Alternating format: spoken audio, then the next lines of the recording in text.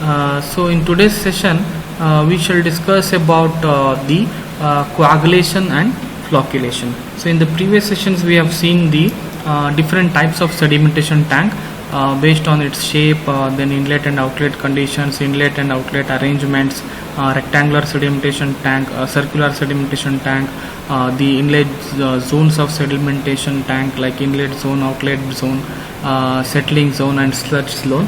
Okay, so but normal sedimentation will normally will take much of time because the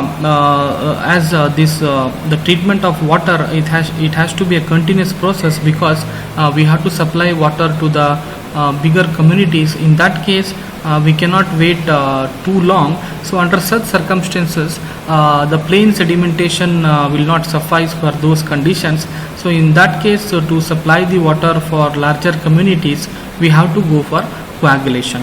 Okay, so coagulation and flocculation is a process which is done in the treatment of water in order to increase the rate of sedimentation and to remove the colloidal suspended impurities by the addition of coagulants. Okay, so let's see what is the coagulants and all. We'll have a small video on that to understand about the coagulation process. Okay, so here you can see the process of coagulation and flocculation happening. So this is the wastewater from a effluent. For example, it is a wastewater from paper mill waste. So we have so many different types of industries like tannery industry, sugar industries, distilleries and all. So here water may also have these kind of impurities. So upon adding the coagulants, the precipitation will happen, which you are seeing in the slide. In a stream of water, so we can have the organic particles as well as the inorganic particles. So inorganic particles will be mostly consisting of clay, silt and all. So these are the inorganic particles. So these will be formed in the form of colloids, so that they come in contact with each other and they tend to settle. And there is also the formation of electrical double layer. So this is called as electrical double layer, because of which the coagulation will take place. Okay, so here a layer of charges will be developed across the inorganic particle. So similarly, one more layer of charged layer will appear. So that is called as the electrical double layer. So because of this, the responsive forces between these two electrical double layers, the particle settlement will happen. Okay, here after adding the coagulant, that is the alum or ferrous salt in the form of coagulants. So these particles, they come in contact with each other, and because of the mixing which is being done here to aid the process of coagulation, and these things, they come in contact with each other, thereby increasing their size, and they tend to settle at the bottom. Okay, so these colloids, they stick together. Okay, and the settlement happens. Okay, so in water or wastewater treatment plants, so this is the chemical feed, that means this is the feeding device by which we can see. That was the small video demonstration which you saw there, the process of coagulation and flocculation taking place. Okay, so now let us see the theoretical part in detail, like what is the definitions and how the coagulation will happen. Okay, in detail. Okay, see, sedimentation aided with coagulation. That means if the coagulants are added to the sedimentation tank, then it is called as sedimentation aided with coagulation. Okay, and it is a process wherein coagulants are added with the help of this feeding device. Okay, and there are various types of coagulants. So to do this process, we can have many number of coagulants, so based on the impurities present in the water. So basically the coagulation is done to remove the excess of turbidity or muddiness and cloudiness in the water which is caused due to the suspended and dissolved impurities. So here when you add the coagulants, so the colloidal matter will be dispersed in the water. So when you add the coagulants, so these particles they will come in contact with each other, okay, and the agglomeration takes place between these two particles due to the formation of electrical double charge layer, and the coagulants will make these particles to come in contact with each other, and they will increase their size.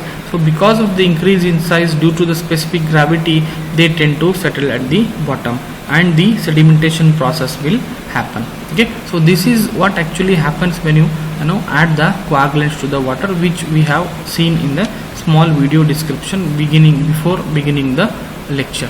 Okay, so in water treatment, the coagulation and flocculation involves addition of the compounds that promote the clumping of fines into large flocks. Okay, so that's what we have seen. So the clumping takes place because of the formation of electrical double charge layer, and because of that they come in contact with each other and they tend to settle. Okay, so it also involves the neutralization of the charges. So that means because of the formation of electrical charge layer on the surface of the colloids, they tend to neutralize. Okay, so this is the step which is done right after the sedimentation or during the sedimentation process. If it is being used as in a clariflocculator, then the coagulation process will take place in the preliminary treatment. So this is a preliminary treatment method which is done after the sedimentation or even along with the sedimentation tank, in case if we are using a clariflocculator. So normally we use iron and aluminum salts as coagulants, but the other salts such as zirconium and titanium can also be used, but most probably in many cases we use the aluminum salt. That is the most commonly used commonly and widely accepted coagulant is the alum, that is aluminum sulfate, which is used extensively in the treatment of water. Okay, so what are the factors affecting coagulant? Okay, so the selection of coagulants it depends upon the type of the water, the initial turbidity of the water, the mass of the its dosage, and the pH of the water that is being treated, and the characteristics of the water. That means what kind of pollutants and impurities are present, because some coagulants will operate effectively in certain pH ranges, like alum is effective in the range of pH of 8 to 10, so whereas ferric chloride is effective at higher pH ranges. So based on the incoming pH of the water, so we can select the right coagulant along with the proper dosage. Okay, so that is how to add the coagulants and what is the dosage of the coagulants. So that can be determined by a process called as the jar test. That means once you decide the coagulant, so how much quantity to be is to be added to treat the water, it depends on the type of impurities, the characteristics of the water, and right amount of the dosage. Because if you add the less dosage of coagulant, so then in that case the water will not be treated effectively. So if you add more coagulants, then the coagulant itself will act as the impurity. So in that case there is something called as optimum dosage of coagulant. So that is it is the dosage which is being given to remove the maximum amount of impurities with a minimum dosage. So that dosage we call it as the optimum dosage of the coagulant. Okay, so to find out the optimum dosage, we do a test called as the jar test. So here in this jar test, normally it is being done by using 6 jars, which is as shown in the figure here. So in each jar we will take the known amount of water. For example, 1 liter of water is taken in all the jars, and so these jars are connected to a individual paddle which is in turn connected to a motor. So that motor is plugged in, okay, and it is rotated at a slow RPM. This test is being conducted in the laboratory for a period of 30 to 40 minutes. So initially in each jar the varying dosage of alum is added in the increasing dosages. Let us say, for example, in the first jar you might have added the 2 milligram per liter of dosage. In the second jar you may add 4 milligram per liter. Then in the third jar you may add 6 mg per liter. Similarly 8 mg per liter, 10 and 12 mg per liter. Okay, so then after adding the varying dosages of the coagulant in the 6 different jars, so then these jars are slowly, they are subjected to rotation by helping with the help of these paddles which is connected to a motor. When the motor is switched on, so these paddles will tend to rotate, and these are connected to a RPM controller. So initially the paddles are rotated at a very fast speed, that is called as rapid mixing. So it is being done for about 2 minutes for the proper mixing of coagulants. So then the paddles are again brought to slow mixing for about 28 to 30 minutes, that is the duration of the test. The paddles will be rotated at a very low RPM of 2 to 5 RPM rotations per minute. Then after the completion of the test, the water is allowed to stand still for another 5 minutes so that the solids might have all the solids have settled. Then the water from each jar is tested for its final turbidity. So initially, before subjecting to the coagulation process, the water is collected and its turbidity will be analyzed, and after the process of the coagulation and the rapid mixing and slow mixing for about 30 minutes, after adding varying dosage of coagulants, then again water is tested for its turbidity.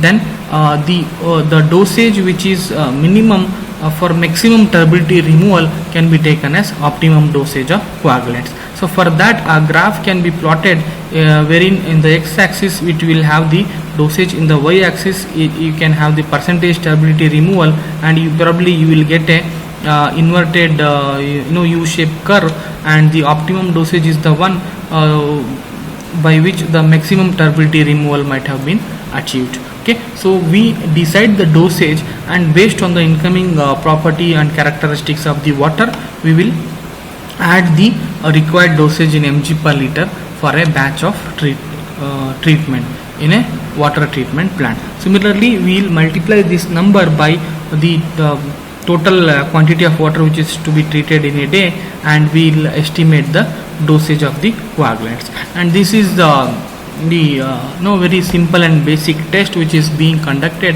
to know the dosage of the water.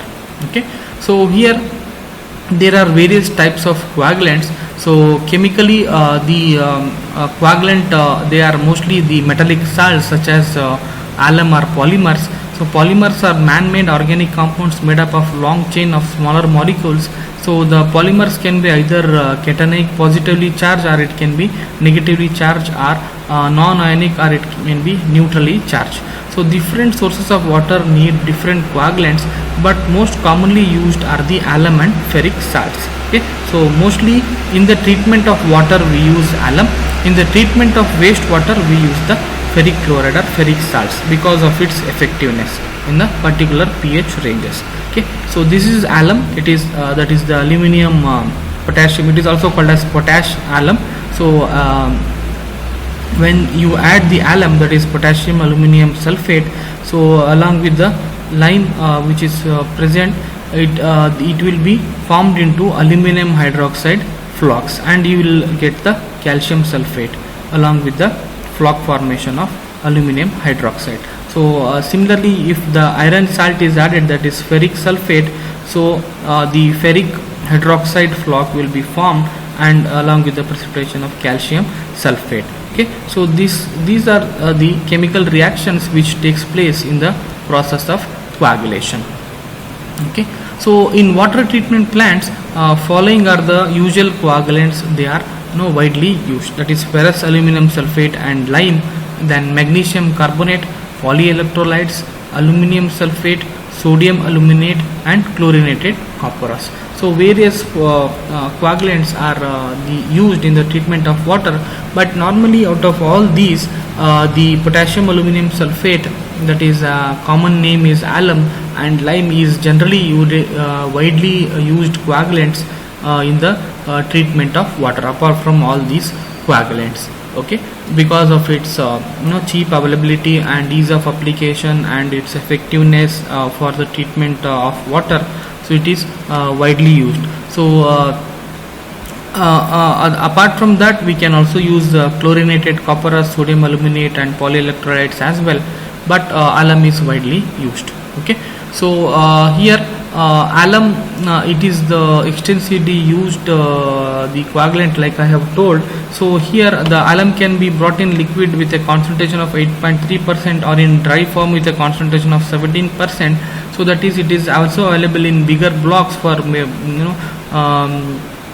in the treatment of large quantity of water. So whereas for laboratory applications, it also comes in the form of granules similar to the sugar, and it can also be procured in large quantities for treating the large quantity of water. Okay, so it is known as alum, or it is also called as filter alum. Its chemical composition is 18 Al2SO4 thrice 18 H2O. Okay, that is the chemical name of alum. The chemical formula, it is also called as potassium aluminum sulfate. So when it reacts with alkali water to form the aluminum hydroxide gel, okay, so aluminum hydroxide flock. Okay, so calcium sulfate and carbon dioxide will be liberated. Okay, so these are some of the chemical reactions which will happen, that is the aluminum sulfate, when it is added, so it will be formed into aluminum hydroxide flock and water, along with the liberation of sodium sulfate and water and carbon dioxide. Okay, so when it reacts with the calcium bicarbonate, then the calcium sulfate is precipitated along with the formation of aluminum hydroxide flock, water and carbon dioxide. Similarly, when it is reacted with calcium hydroxide, then aluminum calcium sulfate and again aluminum hydroxide is precipitated in the form of flock, and with the liberation of water and calcium sulfate and carbon dioxide. Okay, so these are generally the chemical reactions associated with the alum when you add to the water. Okay, so because of the like I have told you, because of the economical point of considerations, here alum, in addition to turbidity, it also reduces taste and odor. It produces very clear water. In other words, it is very efficient type of coagulants, and flocks formed by the alum are more stable and heavier than that are formed by the other coagulants, and also it is not harmful for the health. So because of these reasons, so alum is widely used coagulant in the treatment of water. Okay, so there are also some disadvantages, like it is effective and it is operation only in certain pH range. Okay, and good flocculation may not be possible with alum in some waters. It again depends on the incoming water quality. So it may not give good flocks. So whereas the advantages are, it easily dissolves with the water, and it does not cause the unsightly reddish brown staining of floors, walls and equipments like ferrous, like ferric. So ferric chloride being ferric sulfide being a ferrous coagulant, that is so because of the iron and iron present in the water, when it reacts, so it will cause some staining of the tanks and other equipments. So here in case of alum, we do not find such problems. Okay, so similarly we also have ferrous ammonium sulfate along with the addition of lime. So here if you add the ferrous sulfate along with the addition of lime, that is calcium hydroxide, the flock formation will be the FeOH twice, that is ferric hydroxide along with calcium sulfate and water. Okay, so these are the reactions associated with the ferrous sulfate salt and the lime. Okay, so here ferric hydroxide is the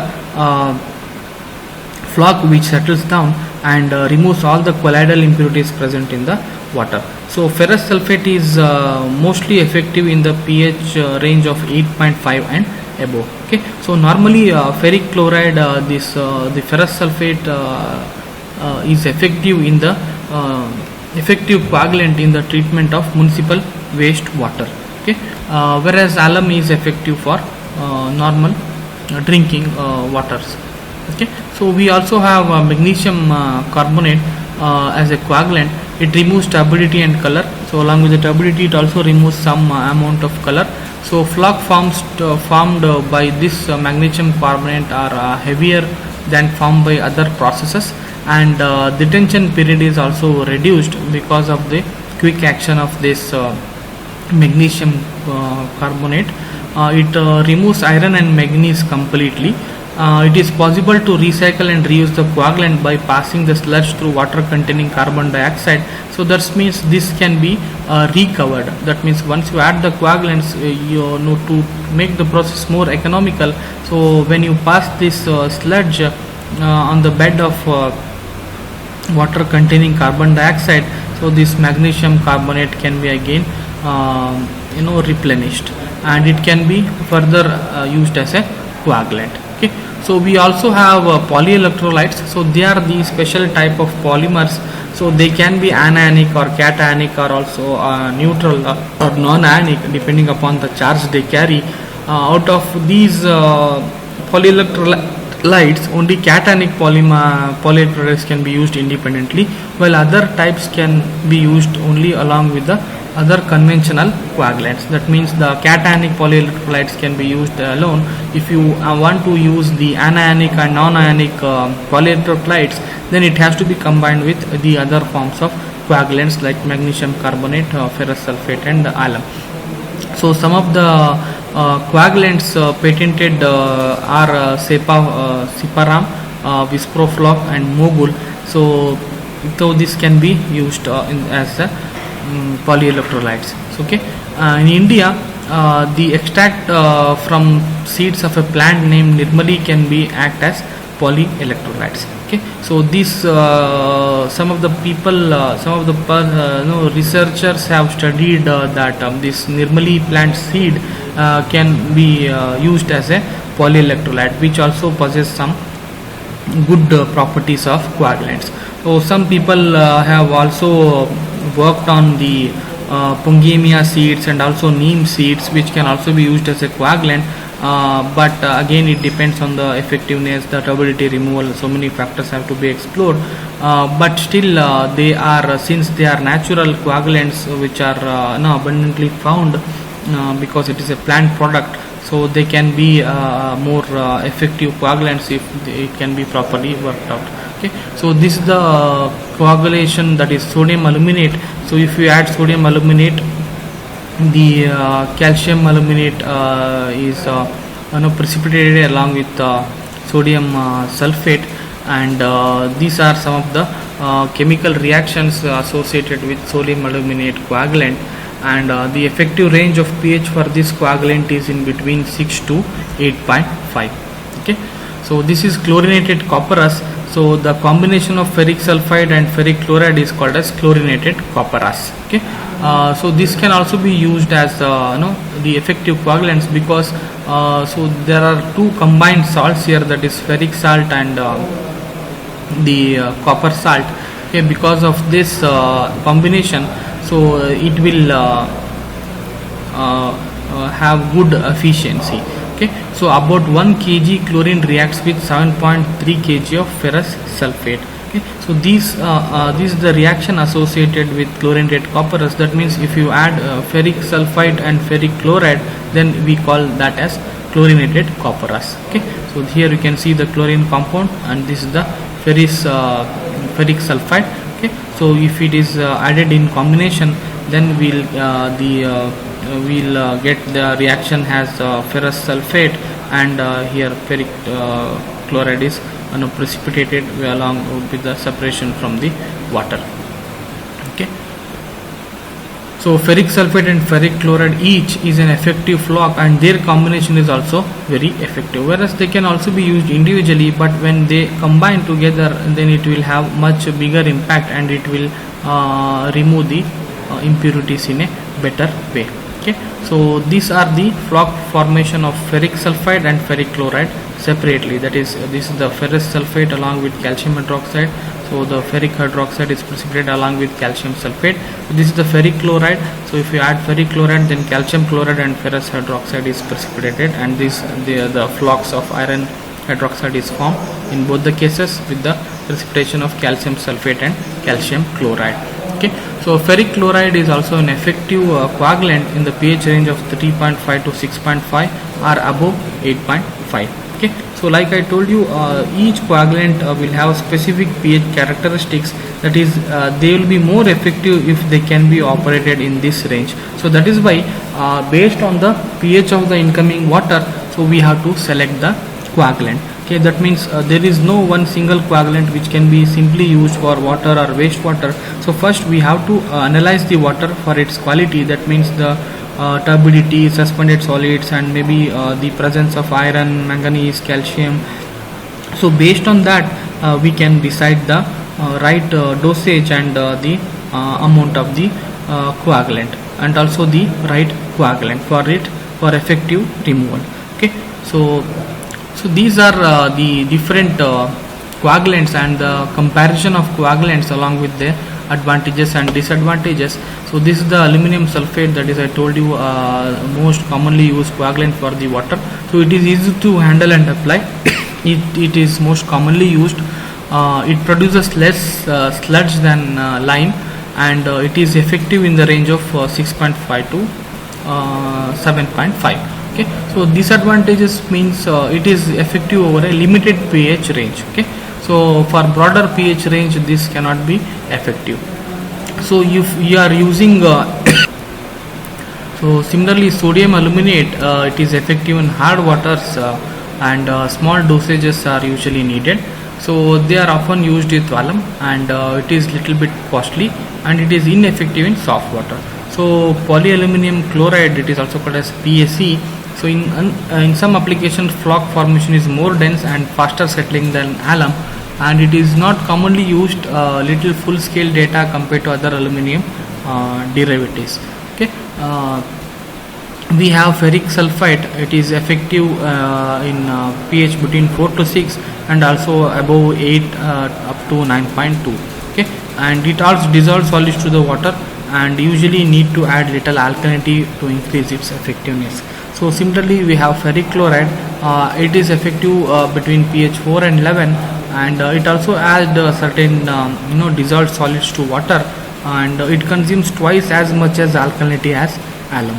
Okay, we also have ferrous sulfate. It is not as pH sensitive as lime, and it also adds certain dissolved solids to water, and usually it need to add little alkalinity. Okay, and we also have lime. It is commonly used, very effective, and it may not add salts to effluent.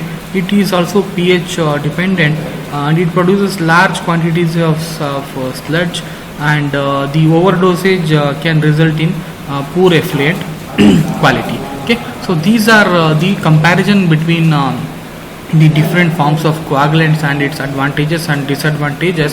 So based on these parameters, so it is a wiser decision is one, so wherein we choose the right coagulant with appropriate dosage by conducting the jar test, and by doing some water quality analysis, and based on the water quality analysis the right dosage and the quantity of the coagulant can be decided. Okay, so it is a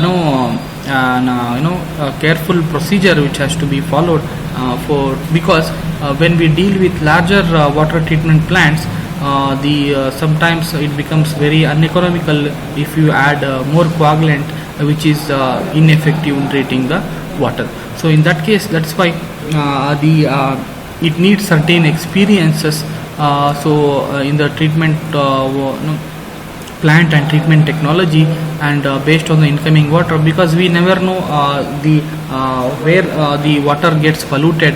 So especially because of the rapid urbanization and other activities in urban areas, so there could be the addition of some organic and inorganic impurities to the incoming water when the water is brought to the treatment plant from very long distances. So in that case, many chemical and other impurities might have been added to the incoming stream of water. So apart from sedimentation, we have to do coagulation and flocculation, but selecting the right dosage and right amount of coagulant is a very careful task. Okay, and so we shall stop at this stage. The selection of coagulants, it can be made based on the impurities present in the water. Like this is the very serious task which is to be selected and done carefully in order to effectively remove the impurities. Okay, let us stop at this stage, and we shall continue with the feeding devices and all probably in the next class.